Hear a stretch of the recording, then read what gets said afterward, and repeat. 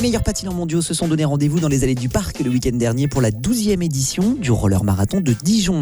Le ciel menaçant va finalement épargner les courses et les nombreuses animations de la journée. Tout le programme s'est déroulé dans de bonnes conditions.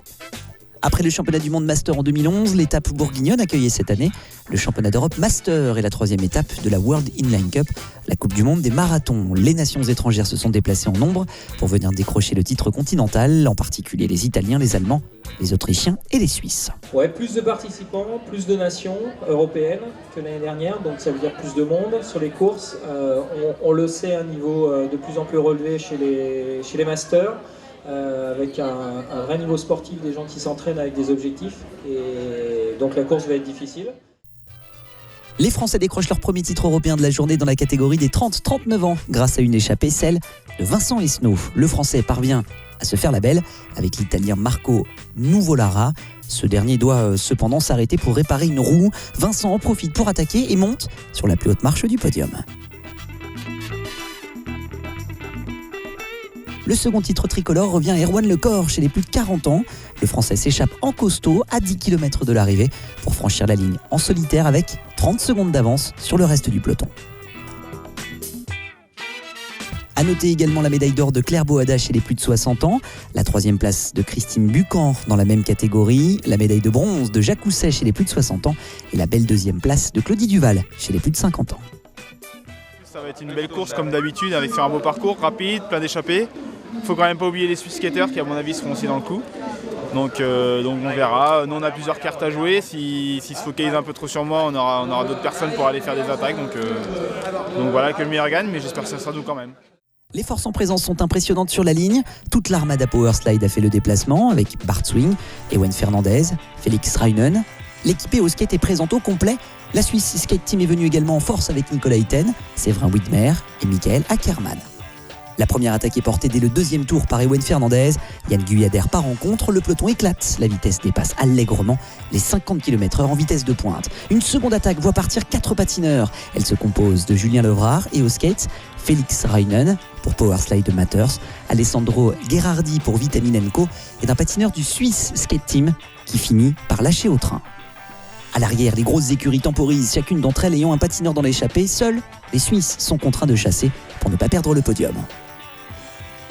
Les Blancs et Rouges font un travail impressionnant en tête, mettant ainsi toute leur force dans la bataille. Ils parviennent à ramener le peloton après 20 km d'efforts intenses. La jonction se fait à 15 km de l'arrivée. Ewen Fernandez, Powerslide Matters, Bart Swing, Powerslide Matters également et Yann Guyadère au skate partent en contre-attaque. Les Suisses vont tenter de revenir à nouveau, mais la course est pliée. Bart Swing prend sa revanche en remportant le sprint devant Yann Guyadère et Ewen Fernandez.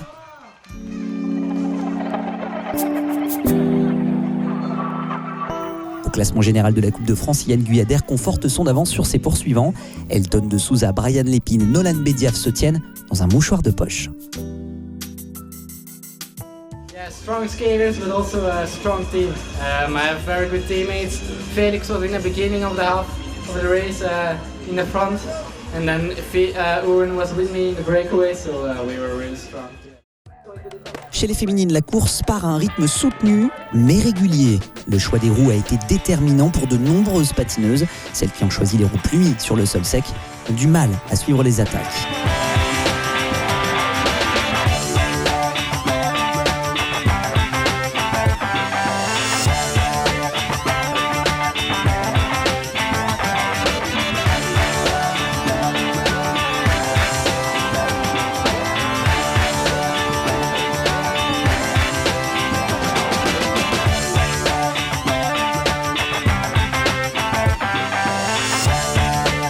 La Française Nathalie Barbotin, Powerslide Matters, anime la course et contre les échappées.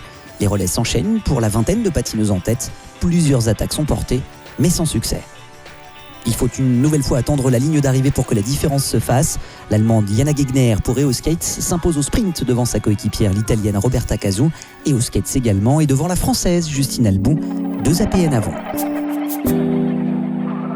Au général de la Coupe de France, Jana Gegner et Justine Albou sont au coude à coude. Les prochaines étapes seront ainsi déterminantes. Donc voilà, sur le sprint, c'est un peu bousculé entre certaines filles à l'entrée du virage qui m'ont profité parce que j'essayais glisser derrière le team au skate et malheureusement j'ai pas réussi à les doubler sur l'arrivée, mais bon voilà, je me contente encore une fois du même podium qu'Aren et ça me va très bien. Rendez-vous le 17 juin pour une nouvelle étape de la Coupe de France des marathons rollers à Strasbourg.